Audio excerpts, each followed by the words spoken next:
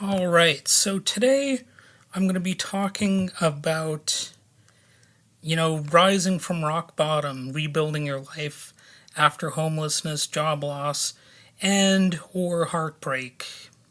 So how do you start again when you're homeless, jobless, broken, heartbroken? That was a question that someone had asked on Quora, and I'm going to do my best to try to answer it. So, starting over again when you're facing homelessness, unemployment, financial strain, and emotional distress can seem overwhelming, but it's not impossible. One of the first things you want to do is sort of obvious: seek shelter. So, find a place to stay, whether it's a shelter, a friend's couch, or a temporary housing program. Most people can find those even if they're chronically homeless. I know there are some efforts underway at all times, pretty much, at least in the United States, to strip those resources away. But in most places, they are available, and to the extent you possibly can, if they're not available where you are, then you should try to relocate yourself to a place where they are available.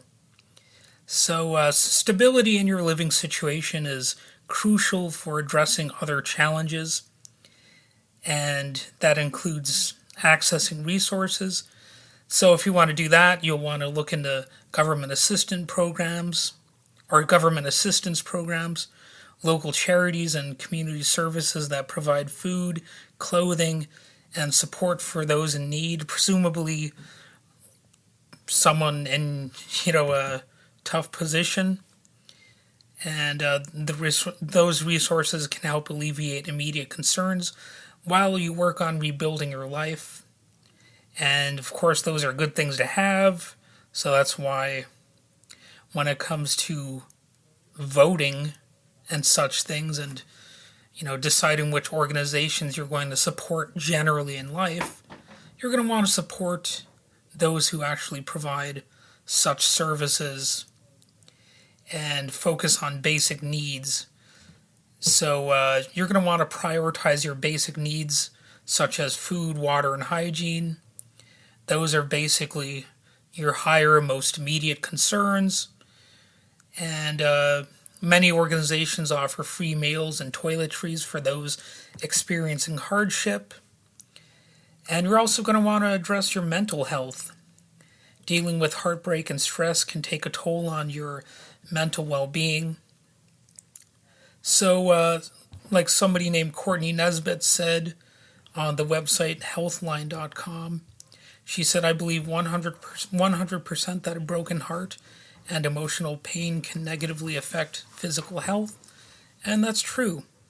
So, if you're feeling damaged in such a way, you should seek support from counselors, therapists, or support groups to help process your emotions and develop coping strategies. And, it's a good idea to create a plan and set realistic goals for how to achieve your plan. A lot of people call it an action plan. So this could involve finding employment, securing stable housing. I probably didn't enunciate that well enough. Or accessing education or training programs to improve your skills. Don't let some people be a naysayer when it comes to that, including yourself. Sometimes you just have to try a new thing. Try to learn a new skill. You might be better at it than you think. That's one of the things about depression or low self-esteem, is that not only can that hold you back, but it can also just be inaccurate. So think about it that way. Like, try to examine your own head and your own thinking. Like, is it really something that I can't do, or am I just falling into some sort of pattern or rut and just telling myself that I'm no good? Like, if your self-esteem is a factor here. And, this is something I have some experience with, because I wouldn't say that I'm depressed very often, but there are these depressing factors in my own life that have always threatened to hold me back, but fortunately, I've sort of developed a philosophy where I'm able to overcome a lot of those negative thoughts that creep into my mind, before they become a pattern of thinking. So, of course, you want to potentially go on a job search and develop skills, start looking for employment opportunities, whether it's full time, part time, or even temporary work. There's a saying in the state of Michigan that if you seek a pleasant peninsula, look about you. And that's oddly enough not too different from the way you can think about general situations. If you want to find something pleasant, you have to look for it where you are. So I know life can seem pretty negative sometimes, and there's plenty of stuff to be distressed about or despair over. But at the same time, there's usually some cool stuff going on too that you can actually latch on to. And that can require an effort. Maybe you've said at some point, "Oh, I don't have any fight left," or whatever. And that might seem like it's true, but at the same time, part of my own philosophy is just that I'm just going to keep going, Let let a let the negativity, just be recognized as sort of a phase, I guess. Sort of like a passing storm or something. So, another obvious thing is to consider updating your resume, practicing interview skills, and exploring job training programs. Well, I mentioned that already, but it's potentially important. And you'll basically want to enhance your qualifications, and you can search online for how to update your resume. Of course, you're going to want to work on your relationship building skills, meet new people, and try to get on their good side, I suppose. That's actually a big part of life. So build a support network that's similar to what I just said. Surround yourself with positive influences and seek support from any friends, family, or community organizations.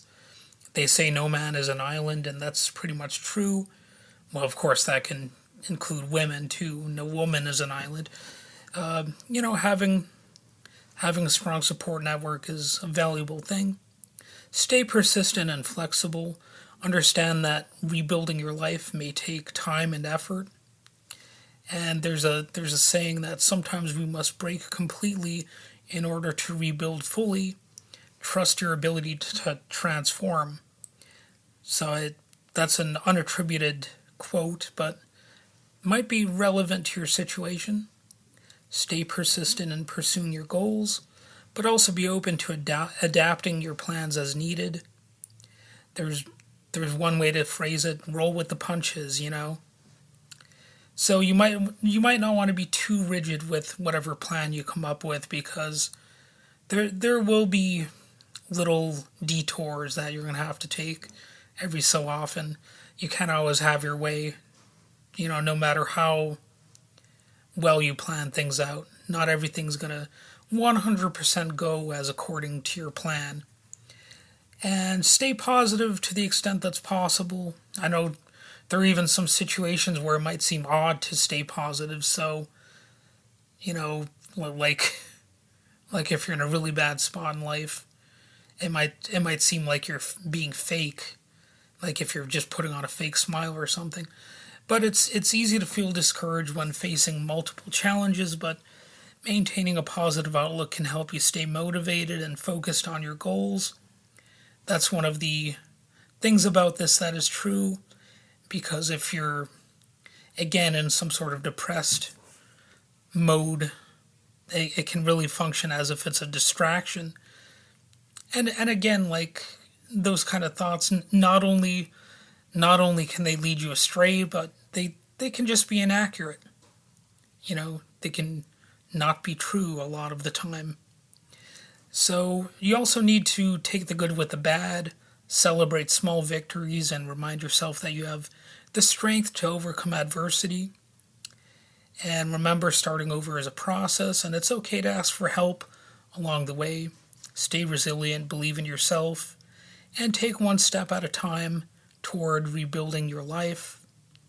And really, that's all I have to say about this. I guess it's another example of me being like a motivational speaker type. You know, I'm still waiting for my guru license to arrive in the mail. So, yeah, okay.